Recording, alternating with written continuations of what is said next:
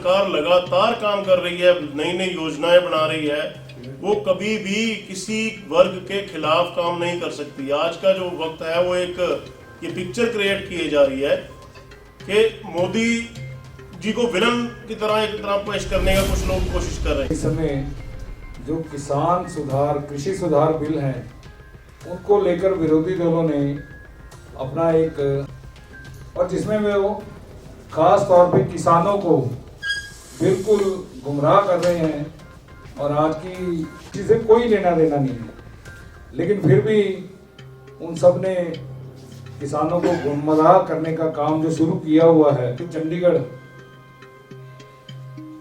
उन्हीं का जवाब देने के लिए पत्रकार वार्ता कर रही है। जिस समय लेकर एक लक्ष्य तय किया कि 2022 तक,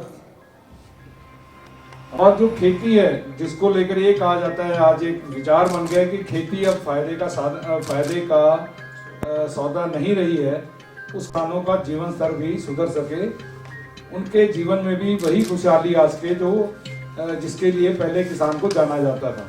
इसलिए उन्होंने 4 कदम सुनिश्चित किए जिससे उनकी आय दुगनी हो सके। पहला था कि खेती में जो आज लागत है, जिस प्रकार कहा जाता है कि खेती में लागत ज्यादा है लेकिन फायदा कम है, और उसको उल्टा किस तरह किया जाए सके, जिससे किसान को लगे कि अगर मैं आज खेती कर रहा हूं तो मुझे खेती करने में फायदा है। फसल बोने से पहले और फसल बोने के बाद अगर कोई नुकसान हो जाता है, बारिश हो जाती है, उन नुकसानों की भरपाई सुनिश्चित करना। और चौथी बात, जो ये 3 कृषि सुधार बिल संसद ने जो पारित किए थे, उनको अपनी सहमति दे दी और इस प्रकार ये कानून बन गए। लेकिन जो विपक्ष है, कम्युनिस्ट खास तौर पर, इसमें उन्होंने इसका विरोध किया और विरोध के कारण कई दौर की जो बातचीत हुई सो कॉल्ड किसान नेताओं प्लेन पे हो रही, लेकिन मैं काफी सारे आपको आंकड़े दूंगा कि मोदी सरकार सही काम कैसे कर रही है, जिसको एक इंग्लिश में ये भी कहते हैं that were the heart of the Modi सरकार लाए। वो किसानों के साथ है, दिल मोदी सरकार का किसानों के साथ में है। और ये मैं आंकड़े आपको दूंगा। एक बात जो आम हम सुन रहे हैं कि जी शायद बहुत जल्दी कर दी, इतनी जल्दी नहीं करनी थी। आपको जानकर अचंभा होगा कि ये जो एग्रीकल्चरल रिफॉर्म्स हैं, ये जल्दी में नहीं 20 साल में कंप्लीट हुए हैं। 2001 में वाजपेयी सरकार के टाइम पे ये चले थे और उनकी सरकार के बाद यूपीए सरकार में भी आगे चले, और अब जाकर के ये कमेटीज बनी। मैं उनकी डिटेल में नहीं जा रहा, बहुत सारी कमेटीज बनी, लेकिन अगर आप इसको इन्वेस्टिगेट करेंगे हमें पता लगेगा कि 20 साल में ये कार्य पूरा हुआ। तो कहीं जल्दबाजी नहीं हुई, क्योंकि ये एक, आपको एक बात का ज्ञान सभी को है कि भारतीय जनता पार्टी का नारा है अंत्योदय। हमारा जो दर्शन है, हमारा जो थ्योरी है, हम इसके ऊपर चलते हैं कि अंत्योदय, आखिरी पैदान पर खड़ा व्यक्ति को भी इसका लाभ मिले, उसका उदय हो, ये हमारा लक्ष्य है। आज भारतीय जनता पार्टी चंडीगढ़ के कार्यालय में हम ये प्रेस वार्ता की है, जिसमें पूरे देश भर के अंदर जो एक गलत धारणा बनाने की कोशिश ऑपोजिशन पार्टियों की तरफ से की गई है, उसका खुलासा आज पूरे हिंदुस्तान में भारतीय जनता पार्टी प्रेस के माध्यम से, मीडिया के माध्यम से लोगों तक ये बात जो असलियत है उसको पहुंचाने की कोशिश कर रही है। इसी सिलसिले में आज हमने चंडीगढ़ में भी ये प्रेस वार्ता रखी और लगातार बातचीत केंद्र सरकार किसानों के साथ कर रही है। उसके बावजूद कुछ ऐसी भ्रांतियां फैला करके और कुछ शरारती तत्व इस आंदोलन को कोई और ही रंग देने में लगे हुए हैं।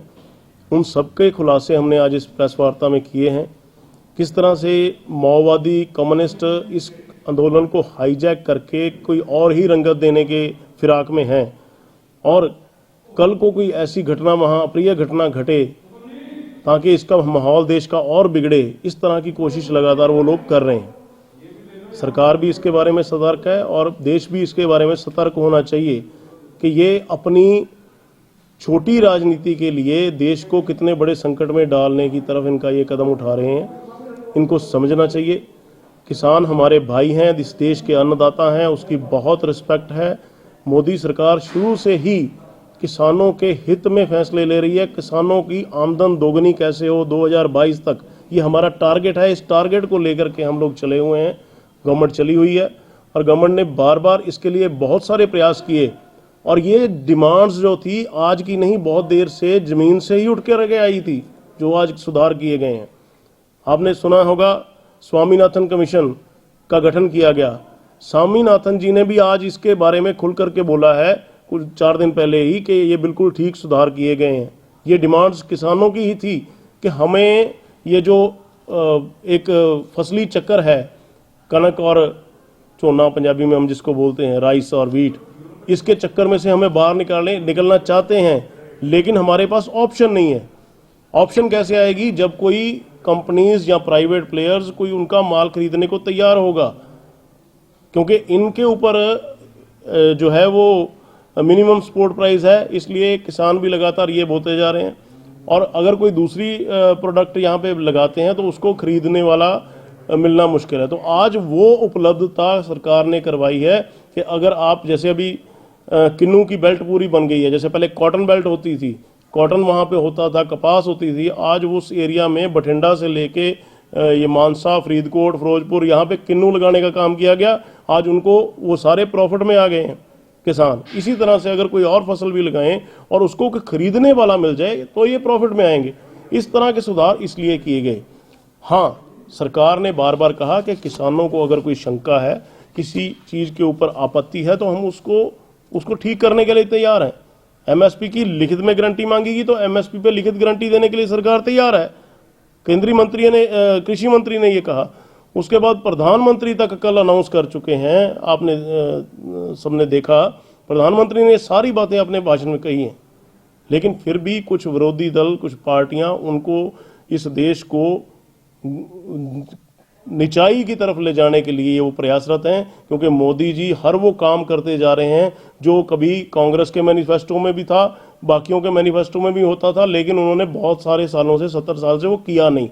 वो लिखने में वो लोगों को बताने के लिए वो कहते थे कि हाँ जी एपीएमसी मंडी में सुधार करेंगे, ये कांग्रेस के मैनिफेस्टो में 2019 के, और उसके पहले का जो है उनके लगातार ये काम था, लेकिन उन्होंने किया नहीं, करने की नीयत नहीं थी या करने का उनमें मादा नहीं था।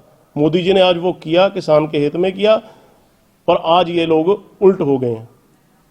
हमारे पास पूरे रिकॉर्ड हैं उसके, हर चीज़ के, मीडिया में भी वो बार बार आ चुके हैं। सो मेरा निवेदन केवल इतना है, किसान भाइयों, आपके कंधे को ये दूसरों को यूज़ करने मत दो। ये अपने उल्लू सीधा करने के लिए किसानों को आज इतनी ठंड में वहाँ पे बैठे हैं, हमारे दिल में बहुत दर्द है इस चीज़ का। किसान हमारे भाई हैं, हमारे दिल में दर्द है, लेकिन ये जो लोग इनको गुमराह कर रहे हैं, इनसे बच जाएं। बहुत बहुत धन्यवाद। जय हिंद।